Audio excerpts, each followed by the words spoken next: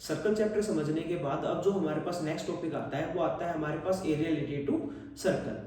तो आज हम इसके बारे में समझेंगे, इसकी बेसिक्स और इसकी आइडेंटिटी वगैरह के बारे में समझेंगे, जो हमारे पास नेक्स्ट उसमें हेल्पफुल रहेंगी एक्सरसाइज वगैरह के क्वेश्चन सोल्व करने में। और इसी से रिलेटेड सारा का सारा आपका टॉपिक है। अगर आप इसको समझ लेते हो तो आगे एक्सरसाइज के क्वेश्चन इजीली आप निकाल सकते हो।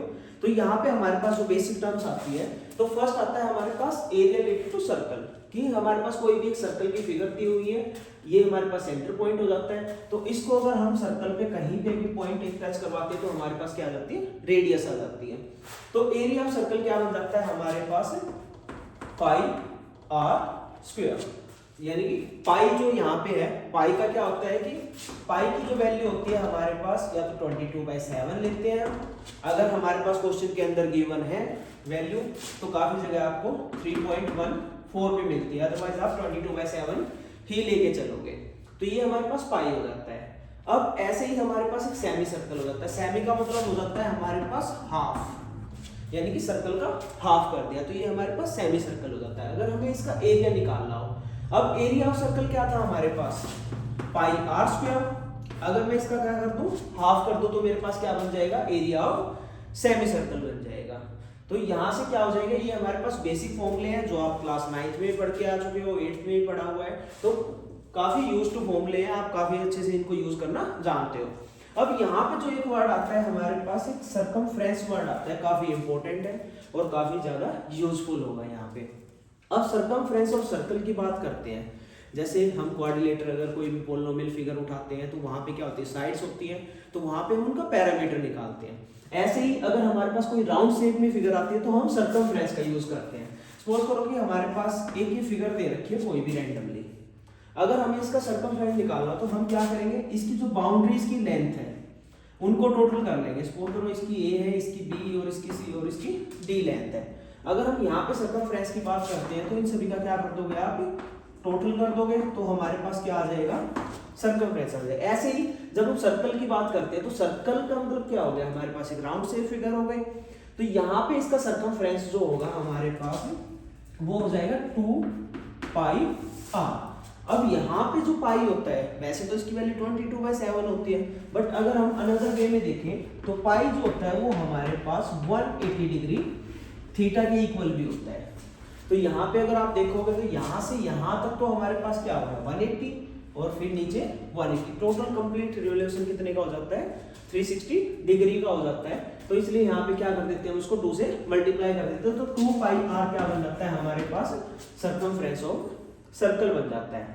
ऐसे ही अगर हमें सर्कमफ्रेंस ऑफ सेमी सर्कल निकालना हो, अब सेमी सर्कल में ध्यान से देखना, अगर आप यहाँ पे कंप्लीट सर्कल के सर्कमफ्रेंस का हाफ करते तो यहाँ से यहाँ तक का निकल के आता है आपके पास सर्कमफ्रेंस, बट यहाँ पे जो हमारे पास ये लेंथ रह जाती है ये तो इंक्लूड नहीं होती। तो यहाँ पे हमारे पास 2 फॉर्मूले बन जाते हैं। फर्स्ट तो क्या हो जाएगा, इसका हाफ कर दोगे तो हमारे पास पाई आर बन जाएगा। अब अगर वो इंक्लूडिंग डायमीटर बोल देता है तो हमारे पास फॉर्मूला बन जाएगा पाई आर प्लस डी। डी क्या हो गया हमारे पास, डायमीटर हो गया, यानी कि रेडियस का डबल। तो इसको आप ऐसे भी लिख सकते हो कि पाई आर प्लस 2 आर। तो ये हमारे पास क्या हो जाता है, सर्कमफ्रेंस का फॉर्मूला हो जाता है। अब जो नेक्स्ट टर्म आती है हमारे पास, एरिया ऑफ सेक्टर। अब सेक्टर क्या चीज होती है, ये हमारे पास एक नई टर्म्स आई है यहाँ पे, जिसका काफी सारे क्वेश्चंस बन के आएंगे, तो ये आपके चैप्टर से रिलेटेड हो गया। ये हमारे पास कोई भी एक सर्कल गिवन है।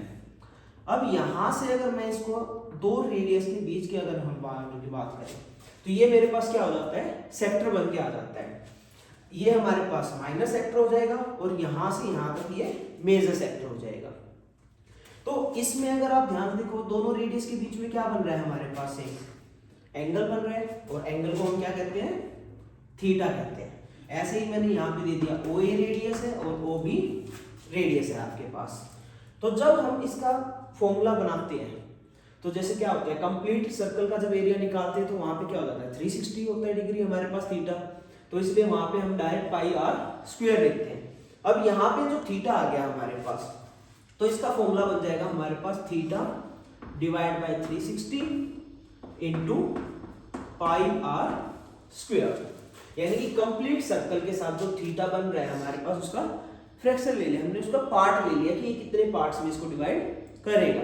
तो इससे हमारे पास सेक्टर का एरिया निकल जाएगा। अगर आपको माइनर सेक्टर का निकालना है theta by 360 into pi are square. अगर आपको मेजर सेक्टर का निकालना है तो उसके लिए आप क्या करोगे, 360 में से थीटा को माइनस कर दोगे तो मेजर सेक्टर का निकल के आ जाएगा। ऐसे ही अगर हमें सेगमेंट का निकालना हो तो सेगमेंट क्या हो जाएगा हमारे पास कि सर्कल गिवन है और यहाँ पे कोई भी एक कोड है हमारे पास। अगर कोड है तो ये जो पार्ट बनेगा हमारे पास ये क्या बनेगा, माइनर सेगमेंट, और इसके ऊपर वाला पार्ट मेजर सेगमेंट होगा। तो ये ए हो गया और ये बी। अगर मैं इसको सेंटर के साथ ज्वाइंट कर दूं तो ध्यान से ऑब्जर्व करो, क्या मेरे पास ओ ए बी एक सेक्टर बन के आ रहा है। अगर मैं सेक्टर के एरिया में से इस ट्रायंगल का एरिया सब्ट्रैक्ट कर दूं तो मेरे पास किसका एरिया आ जाएगा, सेगमेंट का एरिया निकल के आ जाएगा। तो यहाँ पे जो फॉर्मूला बनेगा वो क्या बनेगा आपके पास, area of sector minus area of triangle O A B, यानी कि जो आपके पास ये ट्रायंगल बन रही है उसका एरिया क्या कर दो आप माइनस कर दो। तो यहाँ पे हमारे पास क्या चाहिए, थीटा की नीड होगी, यहाँ पे रिक्वायरमेंट होगी अगर एरिया ऑफ सेक्टर निकालने हैं। अब एरिया ऑफ सेक्टर क्या है हमारे पास, theta upon 360 into pi are square. तो क्या फॉर्मूला बन गया हमारे पास, theta upon 360 into pi are square minus area of triangle O A B.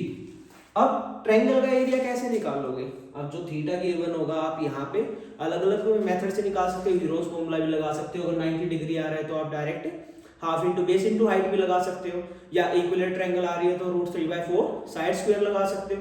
तो अलग अलग आप मेथड से इसको निकाल सकते हो, सोल्व कर सकते हो। ये हम एक्सरसाइज के अंदर जब क्वेश्चन आते हुए चलेंगे तो वहां पे ये चीज आपकी जो हल्का सा कॉन्सेप्ट रह गया होगा वो वहां पे क्वेश्चन के साथ भी क्लियर हो जाएगा। तो ये हमारे पास कुछ बेसिक टर्म्स आती हैं।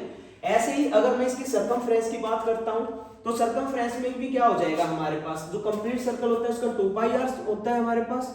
तो यहाँ पे क्या कर देंगे हम, थीटा बाई 360 और साथ में क्या हो रहा है, दो रेडियस ऐड हो रही है। तो जब सर्कमफ्रेंस की बात करेंगे तो उसका फॉर्मूला हो जाएगा theta by 360 into 2 pi r. तो यहां से तो हमारे पास किसका निकला है, यहां से यहां तक जो ये आर्क बन रही है इसका सर्कमफ्रेंस निकला है। अब साथ में क्या बन रही है हमारे पास, दो रेडियस बन रही है तो +2 आर भी ऐड कर देंगे इसमें, तो हमारे पास सर्कमफ्रेंस ऑफ सेक्टर बन जाएगा। ऐसे ही अगर हमें सेगमेंट का निकालना हो तो सेगमेंट का क्या आ जाएगा, यहां से इस आर्क का निकाल लोगे आप पहले तो theta by 360 into 2 pi r, और साथ में जो ए बी कोड बन रहा है हमारे पास कि ए बी कोड की जो लेंथ होगी उसको आप क्या कर दोगे, ऐड कर दोगे। तो ये हमारे पास दोनों के दोनों फॉर्मूले सर्कमफ्रेंस के हो जाएंगे, ये सेक्टर का हो जाएगा और ये हमारे पास सेगमेंट का हो जाएगा। तो ये कुछ बेसिक टर्म्स हैं जो आप इजीली उसके थ्रू हम कर सकते हो। अगर आप इन आइडेंटिटीज को, फॉर्मूलास को अच्छे से लर्न कर लेते हो तो आपको पूरे चैप्टर के अंदर कहीं पे भी कोई भी डाउट नहीं आएगा, आप इजीली अप्लाई कर सकते हो और इनकी वैल्यूज निकाल सकते हो। अगर आपको फिर भी इसमें कोई डाउट आता है तो आप कमेंट सेक्शन के अंदर डाल सकते हो या फिर आप इंस्टाग्राम पे डीएम कर सकते हो। Thank you.